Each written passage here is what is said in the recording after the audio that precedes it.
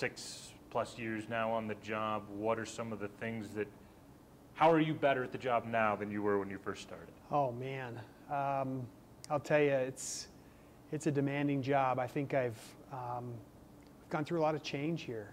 We've gone through, I'm on the third president that we've had at the university, and we've had a lot of facilities and changed coaches, and I would hope I'm better than I was when I first started, but you learn every single day. A little better at managing the highs and the lows. That's, I think, real key to navigating these positions, is to make sure you don't get too high with the highs and too low with the lows. But I think I'm a better listener than I was before, and I think just through maturity, you start to feel more comfortable in what you're doing, and feel more comfortable in being bold when you need to be bold, and throwing your arm around someone when you need to do that, and making sure that we're heading in the right direction. Is there anything in this job that caught you off guard, that surprised you, maybe you weren't prepared for coming in? Well, I'd been at Montana before, so I knew the passion of our fans, and I knew the passion of the people attached to it. Over time, in the last 6 years, I've been a little surprised by how much more parents are getting involved. That's a change that I've noticed, which is good and bad. But it's certainly been a little bit more of engagement from parents, even at the college level. Kind of think of that more in the high school or in the club competition, that type of thing. But I can't say I was really surprised, because you can't be surprised by things that you really didn't understand coming in. And so every day is different. Every day has a different dynamic. But certainly a little bit surprised by how public some of the things we do would become. And I think that that surprised me as we go, but you adjust and you accommodate. You know, one of the things that, you know, one of the more high-profile things that got public, you guys were trying to keep it not public, was 18 months ago when you were bringing in Bobby Hauck to be the new coach. Yeah. Just take us through kind of how you navigated those waters of deciding not to bring Coach Stitt back, and then how you ultimately got to Coach Hauck. Well, I'll tell you, the toughest job, one of the toughest jobs you do as an athletic director, is not retaining coaches. Those are really difficult decisions. I hired Coach Stitt, and truly think the world of him. It wasn't a good match, and it just didn't work well for us and where we wanted to go. And so certainly making that change is difficult. Having those conversations are difficult. But felt like we needed to do it. It was the right time, and genuinely going into it, it seems like it was decades ago. It's so funny how quickly those things pass. But there's a lot of emotion, and then what you try and do is make sure you just stay grounded and stay focused on what you want to do. And Bobby clearly emerged. He was available.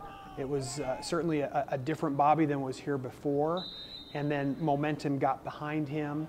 But at the time, working with a president in Sheila Stearns that was here, Seth Bodner was on his way in. So you're navigating two presidents and trying to make sure those pieces all fit together. But it was clear when had time to sit down and talk with Coach Hauck that his passion for this place is unmatched.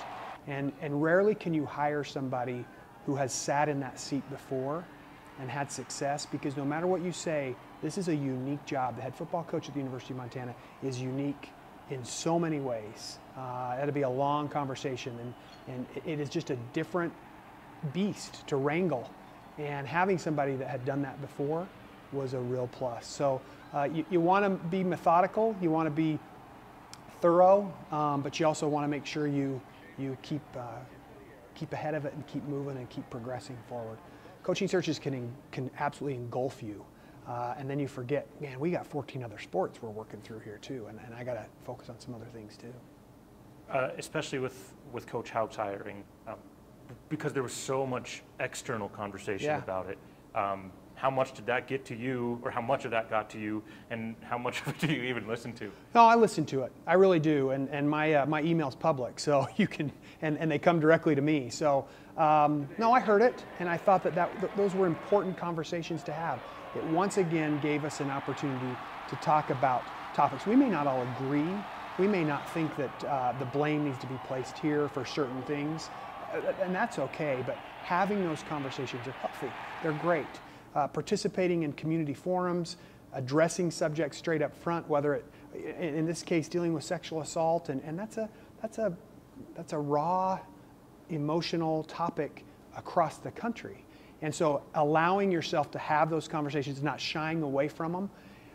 But I've said all along that sexual assault is a larger issue than just in athletics, or even more particular, just in football. And if we try and isolate it down into that little box and say that's where it resides, let's get rid of it, and we fix the problem, then we're totally missing the subject. So I heard all that, and it was good reminder for us to say this subject is still a topic that we need to address here in this community, in this sport, and even nationwide, and it gave us a chance to do that.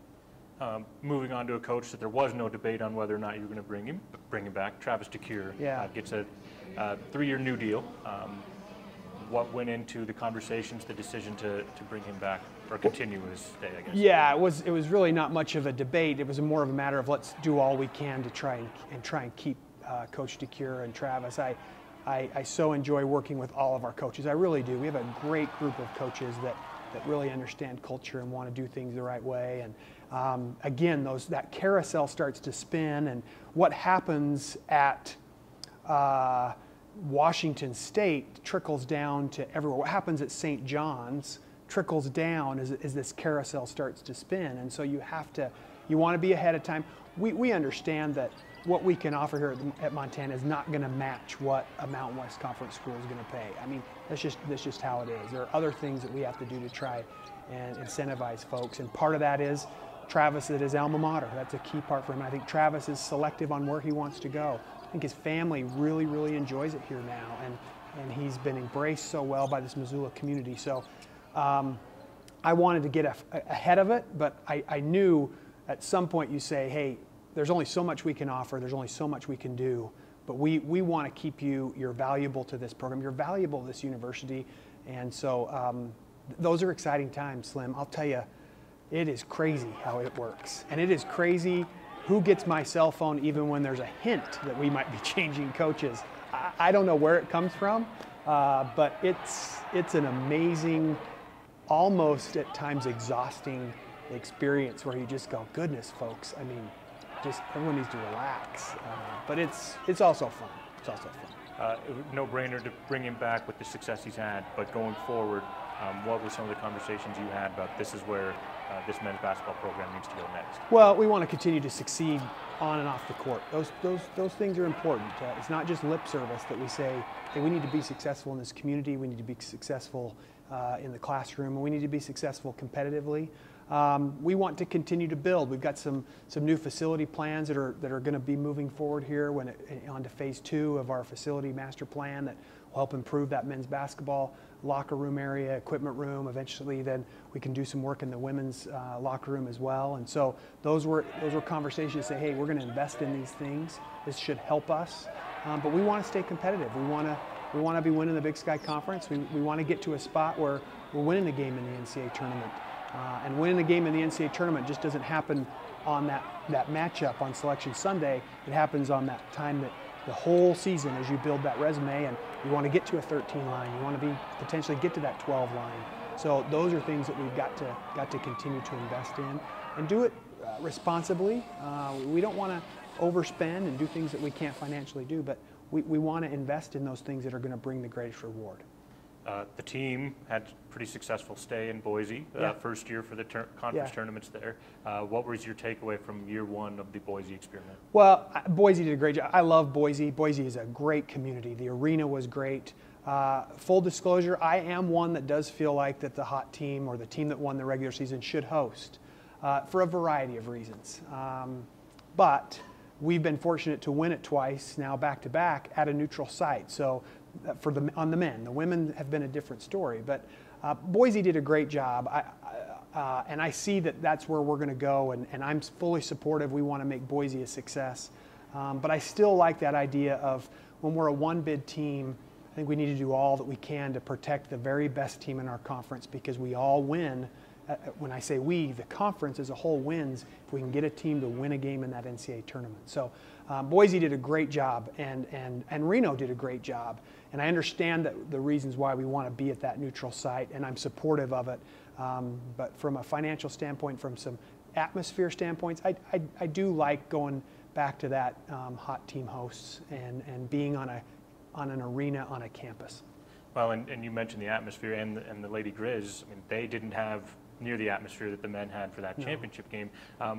But what is it that you're looking for now out of Coach Schwayen and the Lady Grizz going forward, as you're maybe looking at renewing her contract as well? Yeah, I mean, it's no doubt the history that we have in women's basketball here on this campus is an important part of what we do. It's an important part of our identity when you think about that, and no one understands that better than Shannon Schwayen. She was an All-American here. She competed here. She was an assistant coach here, and there's no one that wants to have that program be successful more than her. And so we just need to get back to those days where we're winning conference championships. And really, when you evaluate a program, you really do look at it in its totality, and off the court and the culture and all those type of things. And I look forward to Shannon coming back next year, and she certainly had struggles from the injury standpoint. There's no doubt about that, and you want to see a whole team so you can get a really good evaluation of where it's going. I'm excited for who she's recruited and brought into this program. But women's basketball is certainly one of our flagship programs, and so we want to make sure that we're competing and we're setting the bar, and I don't think anyone would dismiss that or disagree with that. We've hit on the big three flagship programs, but things never slow down for you guys. What do you got? What's on the docket this spring for you? Well, and I shouldn't say flagships, because then that makes others feel like they're not important. All 15 of our sports are important. They really are, and we want to make sure that we pay attention to them. But we host the outdoor Big Sky Conference track championships right here in Missoula. The second week in May. It's exciting for us to be able to do that. Brian has done such a great job of building this program towards those championships. I'm excited for that. Softball, again, just continues to be such a great success for us. That field is tremendous. Melanie Michael's doing a wonderful job recruiting great young ladies. It's been such a great addition to this community and really this state and this region. Now, there's not a lot of women's softball being played at the Division I level in this region. And so we're carrying that banner as well. And tennis will head to their championships. Golf has their championships. So spring doesn't slow down, even when it cools off. And we're waiting so desperately for those real spring days. But it keeps us busy. You mentioned the rarity of Division I softball. You guys got to get a wrestling program up here. Oh, if I had $1 for every time someone said wrestling, baseball, I would love to be able to add sports. If we had unlimited funding or we had ways to do it. But adding sports, everyone always wants to have that conversation with me. And I'm a baseball guy at heart. And so I love baseball. But gosh, adding a sport is far more than just adding a sport, because when you add that, you've got to have locker room space, you've got to have trainers, you've got to have strength and conditioning coaches, you're adding academic advisors. So it's a lot more. Plus, you got to have a conference you can go into. I tell people that we've got to have a conference that you can participate in. That was the great thing about softball. It was already a Big Sky championship sport. But I hear a lot about adding wrestling. Believe me, I do. As far as the Big Sky goes, Montana is one of, if not the flagship program of the league. What's kind of, from where you're sitting, the overall health of the league and where things are headed? Oh, I think it's great. I'm thrilled. Our new commissioner, Tom Wistersill, is really have enjoyed working with him, and was fortunate to be on that selection committee, and really like him and his vision. We're a geographically challenged conference, and I say that in a good way. But look at a map, and it doesn't take a geography major to know it's a long ways from Portland to Flagstaff, or for Sacramento to Greeley. We have very few bus trips, and so right now we're challenged. It's an identity for us of being out west. There's also a challenge for us when bus trips are a rarity, and trying to navigate all those things that go in. But I think we've got some really good things going. 11 teams is difficult to navigate when you're on that basketball side and volleyball, and it's hard. I mean, again, it doesn't take a math major to understand that 11 doesn't divide in half very well. But I really like the athletic directors in the conference. We really have a great group that are good and candid and honest with each other, and I'm excited to see kind of Tom's external focus. I like Tom's experience as an athletic director. He's been an athletic director. He knows what issues are landing right on campuses. So I'm excited for the future. We fight like anybody else. We're competitors. We need each other, but we also want to beat each other. So that makes for unique relationships. Last question for me. Let's get away from Kent Haslam, athletic director. Who's Kent Haslam, the guy? What do you do in Missoula in your spare time? Oh, my family and I, we've raised our 5 children here pretty much now. 3 of them have left. We got 2 of them at home, and our lives still revolve a lot around the University of Montana and what happens at the University of Montana. We love Missoula. I love being outside. There's nothing better than the summers in Missoula, Montana, as short as it might be at times. But I really enjoy spending time with my family. I have a wonderful wife and great kids that bleed maroon and love this place. But it's a full-time job. It's 24/7, and you got to make sure that you take some time to refocus yourself and remind yourself that, hey, this is just competition. It's important what we do, but it's not life or death. But I love being outside. If I could spend my summers on a lake, I would spend every day that I could.